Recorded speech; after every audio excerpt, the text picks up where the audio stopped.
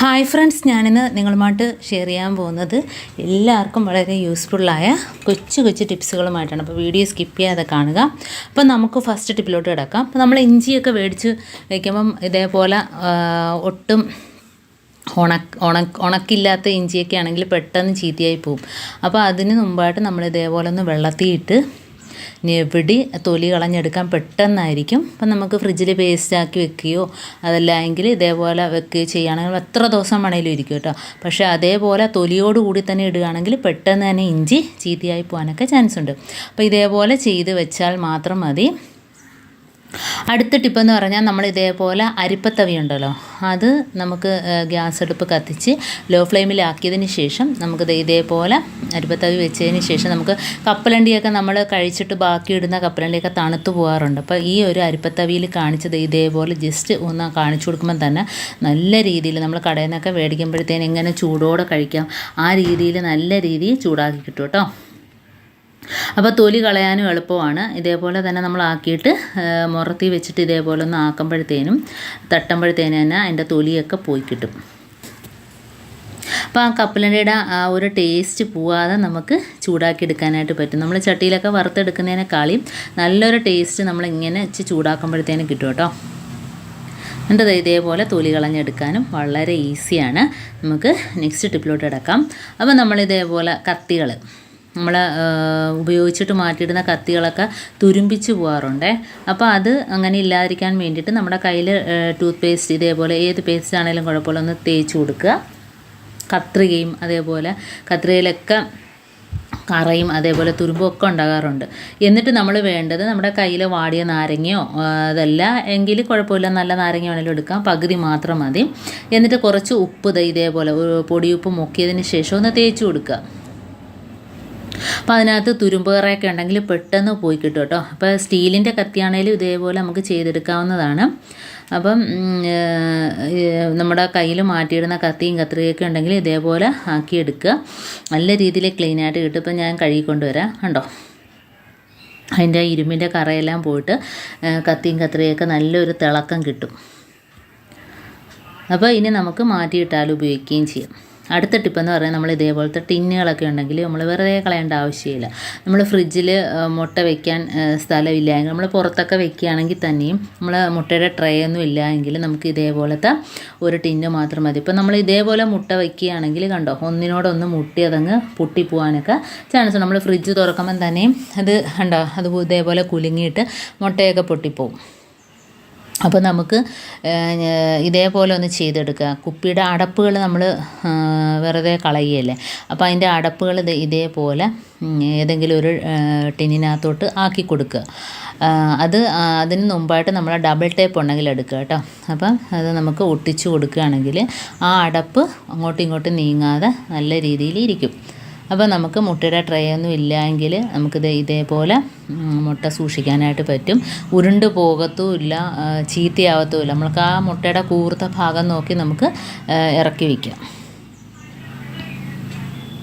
അപ്പോൾ ഇതേപോലെ കണ്ടോ 2, 4, 6 ഒക്കെ വെക്കാം കേട്ടോ ഈ ഒരു ഡപ്പിക്കകത്ത്. അപ്പോൾ ഇതിനേക്കാളും വലിപ്പമുള്ള ഡപ്പിയാണെങ്കിൽ നമുക്ക് ഒരുപാട് അടപ്പ് ഇതിനകത്ത് ഒട്ടിച്ച് വയ്ക്കാനായിട്ട് പറ്റും. അപ്പോൾ അതേപോലെ ഒരുപാട് മുട്ട വയ്ക്കാനായിട്ടും പറ്റും. അപ്പോൾ ഇതേപോലെ മുട്ട കൂർത്ത ഭാഗം ഇങ്ങനെ ആക്കി വെക്കുകയാണെങ്കിൽ മുട്ട ഒരുപാട് നാൾ നമുക്ക് പുറത്താണല്ലോ ഫ്രിഡ്ജിൽ വെക്കാതെ നമുക്ക് ഇതുപോലെ ഉപയോഗിക്കാനായിട്ട് പറ്റും. അല്ലാതെ സാധാരണ വെക്കുമ്പോഴത്തേനും മുട്ട ഇതേപോലെ വെക്കാൻ ഒക്കില്ലല്ലോ. ഇതിപ്പോൾ ട്രെയിൽ വെക്കുന്ന അതേ രീതിയിൽ തന്നെ നമുക്ക് ഇങ്ങനെ പുറത്ത് വേണേലും വെക്കാം. മുട്ട നമുക്ക് അധിക നാൾ നമ്മൾ സാധാരണ എടുക്കുന്നതിനേക്കാളും ഒരുപാട് ദിവസവും കൂടി നമുക്ക് മുട്ട കേടാകാതെ സൂക്ഷിക്കാനായിട്ട് പറ്റും.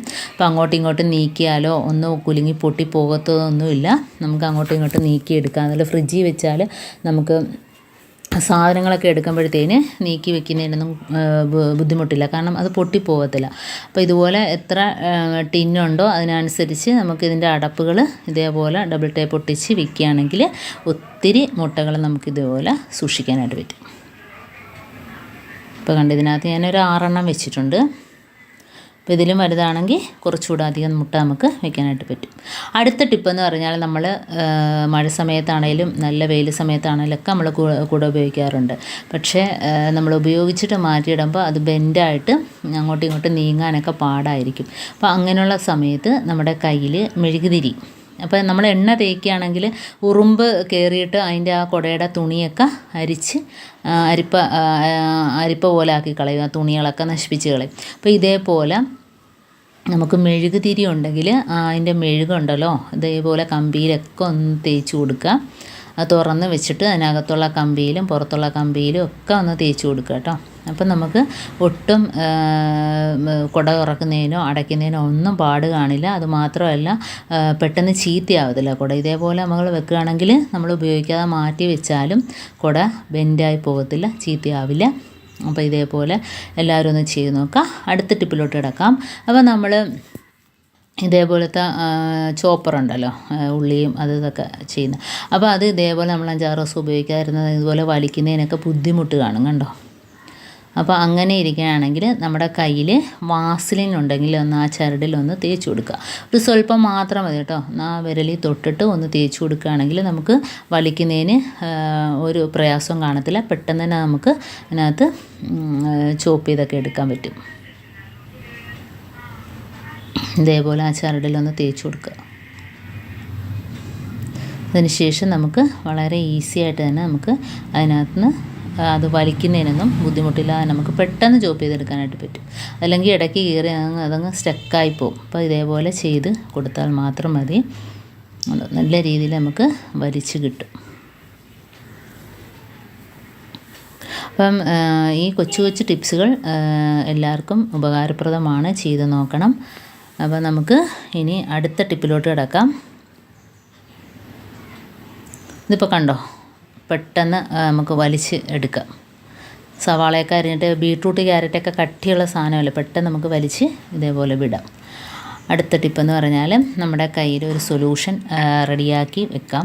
അപ്പോൾ അതിന് വേണ്ടിയിട്ട് ഒരു പാത്രത്തിൽ വെള്ളം ഒന്ന് തിളപ്പിച്ചെടുത്തിട്ടുണ്ട്. അതിനകത്ത് ഞാൻ 1 ടേബിൾ സ്പൂൺ അളവിൽ പരലുപ്പിട്ട് കൊടുത്തിട്ടുണ്ട്. പിന്നെ വേണ്ടത് ഗ്രാമ്പുവാണ്. 5-6 ഗ്രാമ്പു ഇട്ട് കൊടുത്തിട്ടുണ്ട്. 5-6 പട്ട ഇട്ട് കൊടുത്തിട്ടുണ്ട്. അപ്പോൾ പട്ടയുടെയും ഗ്രാമ്പിൻ്റെയൊക്കെ ആ ഒരു മണം അറിയാമല്ലോ.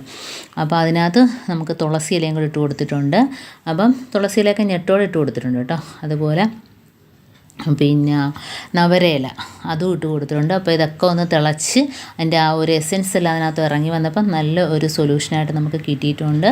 ഇനി നമുക്കിതൊന്ന് അരിച്ചെടുക്കാം. അപ്പോൾ ഇത്രയേ ഉള്ളൂ. ഇത് നമുക്ക് സ്പ്രേ ബോട്ടിലിനകത്തോട്ടാക്കാം. അപ്പോൾ നമുക്ക് ഇത് ഈച്ചയും അതേപോലെ തന്നെ 8 കാലി ചിലന്തിയൊക്കെ ഉണ്ടല്ലോ, അതൊക്കെ വരുന്ന ഭാഗത്തെല്ലാം, പല്ലിയൊക്കെ വരുന്ന ഭാഗത്തെല്ലാം ഇതൊന്ന് സ്പ്രേ ചെയ്ത് കൊടുക്കുകയാണെങ്കിൽ ആ ഒരു സ്മെല്ലടിച്ചിട്ട് നമുക്ക് അങ്ങനെ ഒരു ശല്യമേ കാണില്ല. എന്നാൽ വീട്ടിൽ നല്ലൊരു മണം കൂടെ ആയിരിക്കും. ഒട്ടും കെമിക്കലും കാര്യങ്ങളൊന്നും ഇല്ലാതെ തന്നെ നമുക്ക് ചെടിയുടെ ചുവട്ടിലും അതേപോലെ തന്നെ എലി വരുന്ന സ്ഥലത്തും ഒക്കെ ഇത് ഒഴിച്ചു കൊടുക്കുകയാണെങ്കിൽ നമുക്ക് ആ ഭാഗത്തൊന്നും എലിശല്യം ഒന്നും തന്നെ കാണത്തില്ല. അതുപോലെ ഗ്യാസ് അടുപ്പിൻ്റെ ഭാഗത്തൊക്കെ ഒന്ന് ഒഴിച്ചു കൊടുക്കുക. ഉറുമ്പ് ഈച്ചകളൊന്നും വരില്ല, പല്ലികളൊന്നും വരില്ല. അതേപോലെ തന്നെ ഈ ഒരു വെള്ളം നമുക്ക് മുക്കിയിട്ട് ചിലന്തി മാറാലേക്ക് അടിക്കുകയാണെങ്കിൽ ചിലന്തിയുടെ മാറാലയുടെ ശല്യം കാണത്തില്ല.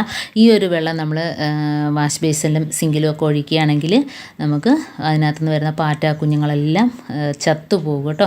അപ്പോൾ ഇന്ന് കാണിച്ച ഈ ടിപ്സ് നിങ്ങൾക്ക് യൂസ്ഫുള്ളായിട്ട് തോന്നിയിട്ടുണ്ടെങ്കിൽ ഒന്ന് ലൈക്ക് ചെയ്യാനും കമൻറ്റ് ചെയ്യാനും സബ്സ്ക്രൈബ് ചെയ്യാനും മറക്കരുത്. ബെല്ലൈക്കൻ എനേബിൾ ചെയ്യാനും മറക്കരുത്. എന്നാൽ മാത്രമേ ഞാനിടുന്ന ഓരോ വീഡിയോസും നിങ്ങളുടെ മുമ്പിൽ നോട്ടിഫിക്കേഷനായി എത്തുകയുള്ളൂ. അപ്പോൾ ഇനിയും ഇതുപോലുള്ള നല്ല നല്ല ടിപ്സുകളുമായിട്ട് വീണ്ടും കാണാം. അതുവരേക്കും താങ്ക്സ് ഫോർ വാച്ചിങ്.